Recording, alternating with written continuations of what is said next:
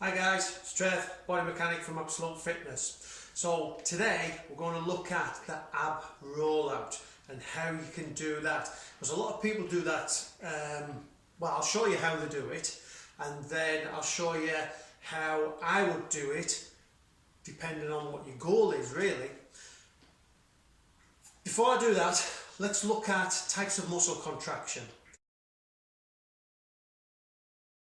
So there's two types of contraction. You've got isotonic and isometric. So an isotonic has two types of contractions in that, and an isometric is stationary. What I mean is, so isotonic has what we call concentric and eccentric contractions in it.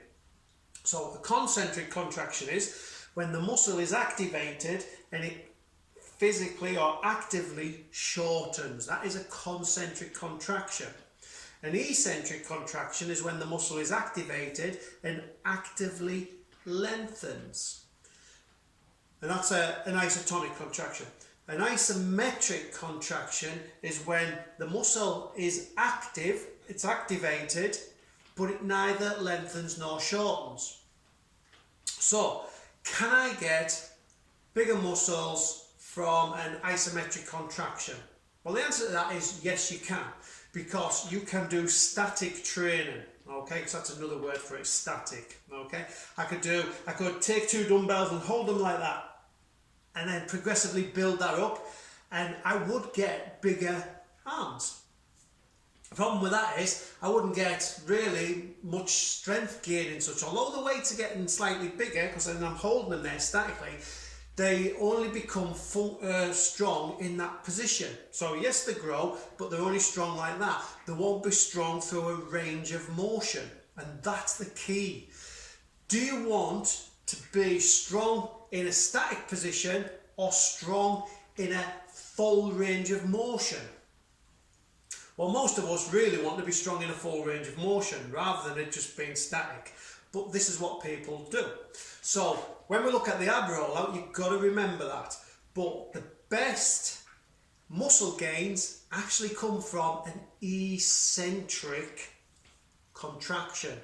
Most of the time when we train, we'll do concentric, eccentric work rather than just staying static. But when you start looking at certain exercises, you'll actually see that actually what we're actually doing is static work. Static on our abs, it's not really functional, and I'd be far better doing a plank or a dish shape because it takes less strain on other joints of the body. And that's a key to preventing injuries. Less strain on joints. So if we looked at an exercise, we want a full range of motion in it because you want to become functionally strong in the range you're working. So if I static like that, I'm only functionally strong in that position. As soon as I ask it to go out to that position, it becomes functionally weak.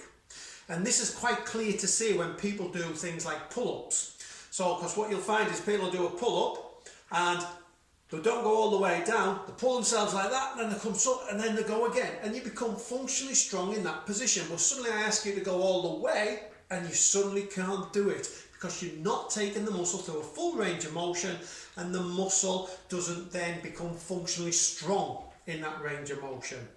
And the same principle is going to apply to our ab rollout, okay, which I'm going to show you.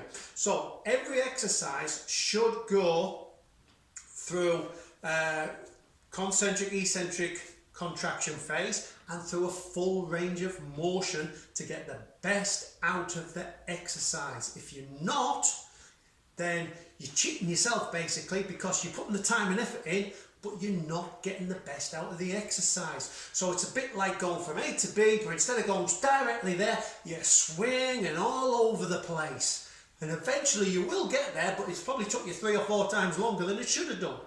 Okay? So we're going to have a little look at our ab rollout.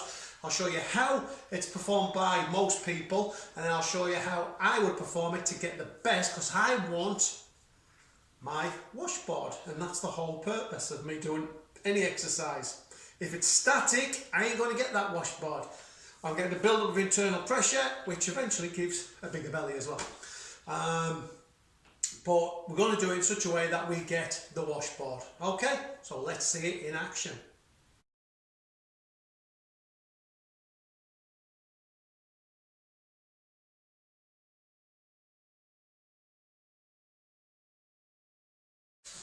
Right, so we've got our ab wheel, and this would be how most people would do this exercise. So from this kneeling position like this, all they're going to do is roll out, taking it all the way, arms going out, pretty much to the floor, and coming back in.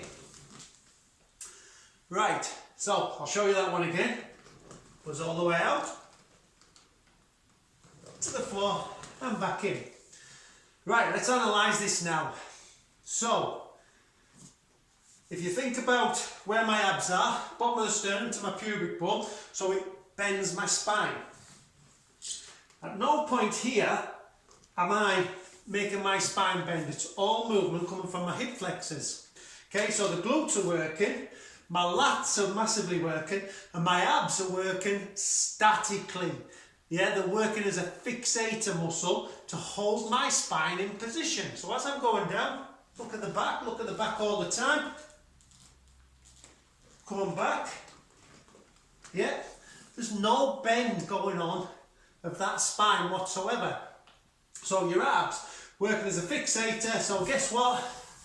May as well just do the old plan, because it's no different. Yeah?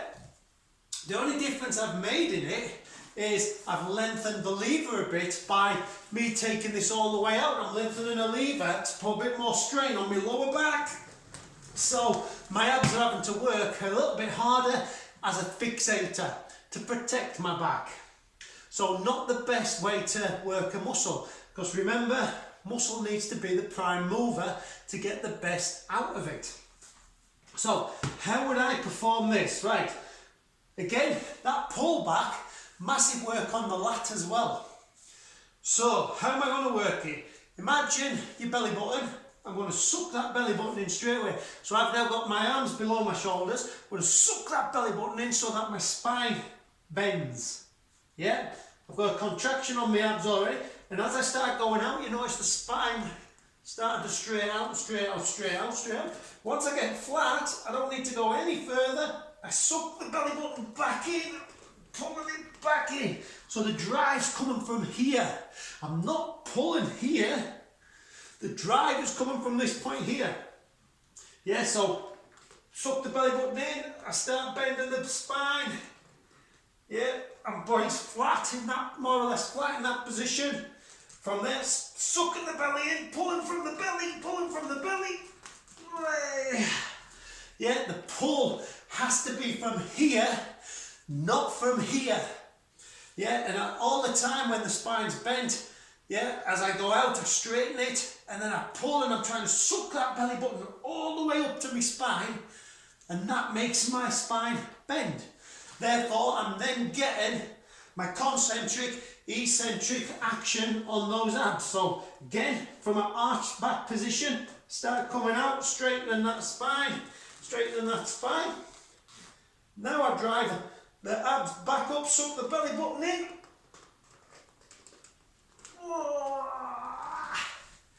And I really, really feel that on the abs then. This one, no problem, we can do this. Come back in. Yeah, drive's coming from my hip flexors, from my lats. Yeah, all working, or my abs are working as a fixator. Not what we want. Suck the spine in, suck the belly button in, go out till the spine becomes straight. Don't need to go any further than that. Pull back in the abs. I'm not pulling with the arms, not driving with them. I'm sucking through those abs, pulling those abs, squeezing those abs. And that gives me that peak. Okay? That's how I would do an ab rollout to get the best benefit from it. If you're not pulling with the abs, getting those abs to pull it in, and the abs is what's pulling you back, then you're not doing it right. It's other muscle groups, and your abs are only working as a fixator. May as well do a different exercise, because they won't be developing what you want them to develop.